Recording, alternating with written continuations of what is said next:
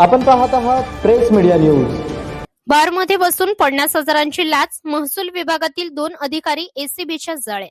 महाराष्ट्रातील भ्रष्टाचाराच्या घटनांमध्ये भर टाकणारी धक्कादायक कारवाई यवतमाळ येथे उघडकीस आली आहे. महसूल विभागातील 2 कर्मचाऱ्यांना थेट बारमध्ये बसून मद्यप्राशन करताना 50,000 रुपयांची लाच स्वीकारताना लाचलुचपत प्रतिबंधक विभागाने रंगेहात पकडले आहे. या कारवाईमुळे महसूल प्रशासनात मोठी खळबळ उडाली आहे.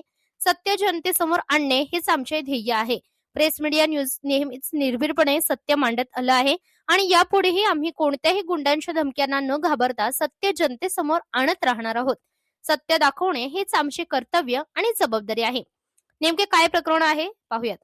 तक्रारदाराच्या मालकीच्या जमिनीचे स्वरूप भोगवटादार वर्ग 2 वरून भोगवटादार वर्ग 1 मध्ये बदलण्यासाठी प्रस्ताव प्रलंबित होता. या प्रक्रियेस मंजुरी देण्यासाठी महसूल विभागातील गोपाल महादेवराव मोहाडे महसूल सहाय्यक आणि राहुल अरुणराव कुईटे वरिष्ठ लिपिक यांनी 75,000 रुपयांची लाच मागितल्याचा आरोप आहे. तक्रारदाराने ही बाब एसीबी कडे तक्रार स्वरूपात मांडल्यानंतर अधिकाऱ्यांनी पडताळणी केली असता लाचेची मागणी सत्य असल्याचे निष्पन्न झाले. एसीबीने यवतमाळ शहरातील एसबीआय चौकातील फ्रेंड्स बार येथे सापळा रचला. आरोपी अधिकारी तेथे बसून मद्यप्राशन करत होते. तक्रारदाराने ठरल्याप्रमाणे 50,000 रुपये दिल्यानंतर राहुल कुईटे यांनी रक्कम स्वीकारताच एसीबीच्या पथकाने त्यांना रंगेहात पकडले.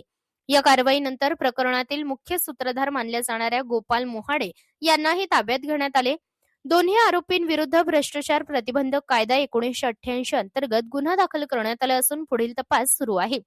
सरकारी कार्यालयांमध्ये सामान्य नागरिकांची कामे करण्यासाठी लाच मागितली जात असल्याच्या तक्रारी वारंवार समोर येत आहेत. यवतमाळमधील ही घटना म्हणजे प्रशासनातील भ्रष्टाचाराचे जिवंत उदाहरण मानले जात आहे. एसीबीच्या या धडक कारवाईमुळे महसूल विभागात खळबळ उडाली असून इतर कर्मचाऱ्यांमध्येही भीतीचे वातावरण निर्माण झाले आहे. प्रतिनिधी सूरज पारवे, प्रेस मीडिया न्यूज, यवतमाळ.